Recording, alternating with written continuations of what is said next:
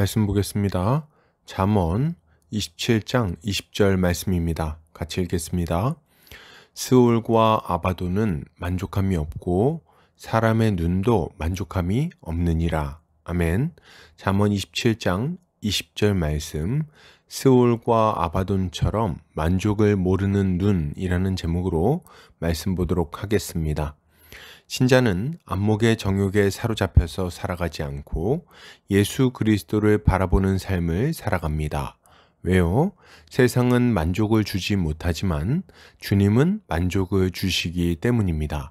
오늘 본문을 통해서 이에 대해 함께 살펴보도록 하겠습니다. 오늘 잠언 기자는 스올과 아바도는 만족함이 없고 사람의 눈도 만족함이 없다고 말합니다. 이것을 타번역본에서는 지옥과 파멸은 결코 만족이 없듯이 사람의 눈도 만족함이 없다라고 번역하고 있습니다. 본문은 사람의 눈을 스올과 아바돈에 비교하면서 그 끝없는 탐욕스러움을 강조하고 있습니다. 이것은 신자가 탐심에 사로잡히면 결코 기쁨과 만족을 누리지 못하게 된다는 것을 교훈하는 말씀이라고 할 수 있겠습니다. 본문은 스올과 아바돈은 만족함이 없고 사람의 눈도 만족함이 없다고 말합니다.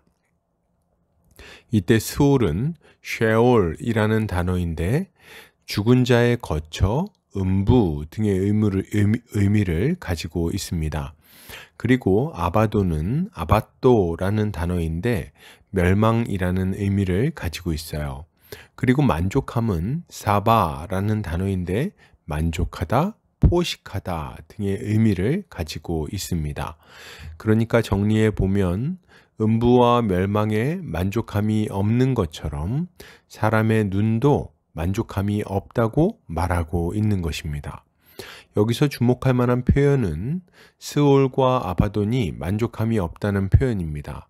스올은 죽은 자의 거처이고 아바돈은 멸망을 뜻하는데 왜 이것을 만족하지 못하는 것의 대표로 설명하고 있는 걸까요? 그 이유는 아무리 많은 사람이 죽어도 죽음이 그치지 않기 때문입니다. 만약 죽은 자의 거처가 가득 찬다면, 죽음이 만족한다면 사람들이 더 이상 들어가지 못하지 않겠습니까? 그런데 창세 이래로 보면 얼마나 많은 사람이 죽었나요? 또 현재 죽고 있으며 앞으로 죽게 될까요? 스올은 끝없는 탐욕으로 사람들을 삼키고 있는 것입니다.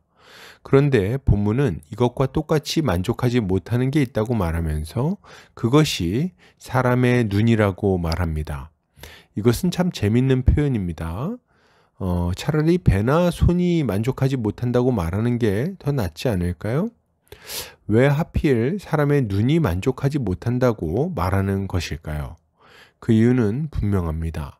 사람은 눈으로 보는 것이 마음으로 들어가기 때문입니다. 물론 이것은 물건이 들어간다는 말은 아니겠죠. 그 물건을 가지고자 하는 욕심이 눈을 통해 마음으로 들어가는 것입니다. 그래서 사람은 눈으로 본 것을 욕망하고 추구하게 되는 거예요. 옛말에 견물생심이라는 말이 있습니다.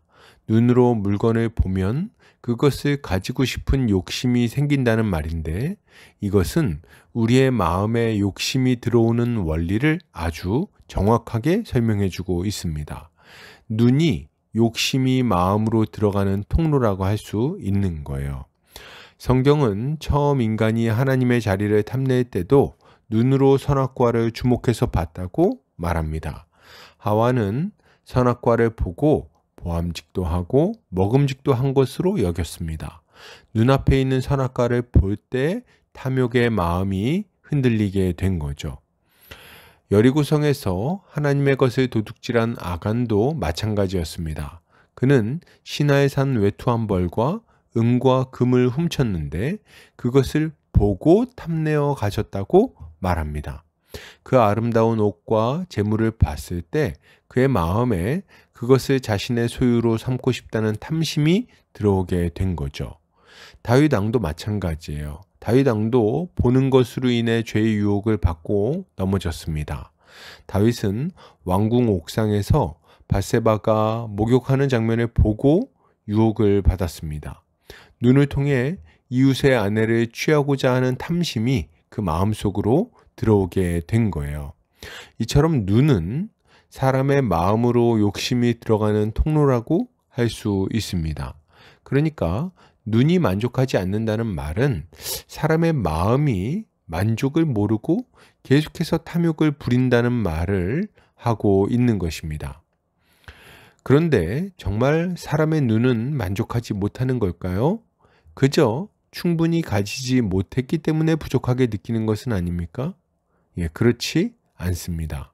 우리의 눈, 즉 우리의 마음은 아무리 많은 것을 보고 가져도 만족하지를 못해요. 물론 잠시간의 기쁨과 만족은 누릴 수 있겠죠. 그런데 문제는 뭡니까? 바닥이 깨진 항아리처럼 금세 그 뿌듯하고 충만한 마음이 사라져 버린다는 점일 것입니다. 그리고 곧 공허함이 찾아오게 되는 거죠. 왜 이런 일이 일어나는 겁니까? 그 이유는 분명합니다. 우리의 마음을 충만하게 채워주시던 하나님이 우리를 떠나셨기 때문이에요. 로마서 1장에서는 사람이 하나님 대신 우상을 만들어 섬겼기 때문에 사람들이 상실한 마음을 가지게 되었다고 설명합니다. 그러니까 무한하신 하나님이 빠진 자리에 무한한 공허가 찾아오게 된 것은 너무도 당연한 결과라고 할 수 있는 거죠. 그러면 이렇게 상실한 마음을 가지게 된 자들은 어떤 삶을 살아갑니까? 예, 자신의 그 공허함을 메꿔보고자 눈에 보이는 것들을 추구하고 욕망하며 살아갑니다. 그리고 이렇게 안목의 정욕을 쫓아 살아가다가 인생을 허비하고 많은 죄를 범하게 되는 거죠. 이들은 어리석은 착각을 합니다. 내가 이것만 가지면 만족할 수 있을 거야. 이번에 이 일만 잘 되면 진짜 기쁨과 만족이 있을 거야. 그러나 아니요, 그렇지 않습니다. 그것을 가져도 혹은 그 일을 이루어도 우리의 마음은 만족을 누리지 못할 것입니다. 왜요? 본질적으로 그 구멍은 무한하신 하나님의 빈자리이기 때문입니다. 그러나 어리석은 사람들은 이 무한한 구멍을 몇 가지 물건이나 성공으로 메울 수 있으리라 기대하며 욕심을 부리는 거죠. 조금만 더를 외치면서 끝없이 욕심을 부리는 겁니다. 그러나 우리의 인생은 그렇게 길지 않기 때문에 이들의 시도는 곧 허망한 몸부림이 되어 버리고 마는 거죠.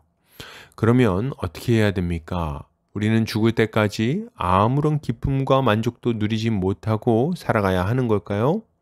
그렇지 않습니다. 우리는 예수 그리스도를 믿음으로 이 탐심과 공허의 저주에서 벗어나 참된 만족과 기쁨을 누릴 수 있는 거예요. 우리가 예수를 믿을 때 어떤 일이 일어납니까? 영원하신 하나님이 우리 안에 찾아오십니다.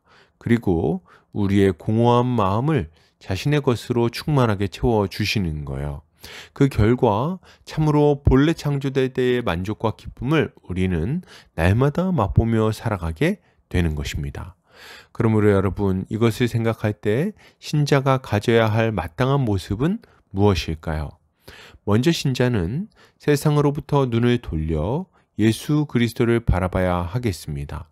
안목의 정욕을 따라 살아가는 것이 우리의 인생을 참으로 고통스럽고 공허하게 만든다는 것을 알아야 되겠어요. 그곳에는 만족함이 없습니다. 그곳에는 참된 기쁨이 없습니다. 마시고 또 마셔도 곧 또다시 목마르게 될 거예요. 그러나 복되신 우리 주님은 그렇지 않습니다. 믿음으로 주님을 바라보는 자들마다 그로 인해 배에서 생수가 흘러나오게 될 거예요.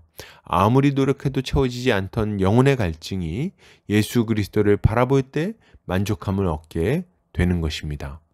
그리고 예수를 믿는 우리는 마치 충만하신 주님을 모르는 자처럼 살지 않아야 되겠습니다. 예수를 믿는다 해도 먹을 것이 필요한 것은 사실이죠.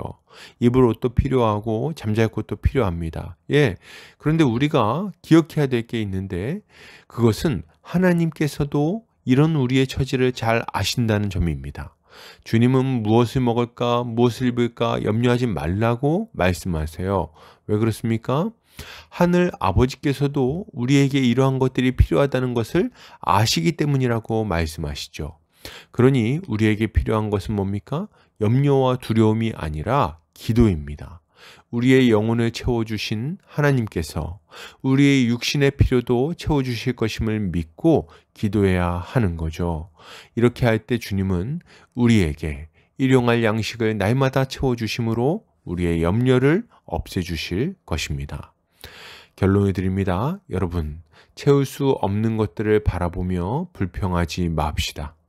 세상으로부터 눈을 돌려서 우리의 영혼과 육신에 참된 만족을 주시는 예수 그리스도를 바라봅시다.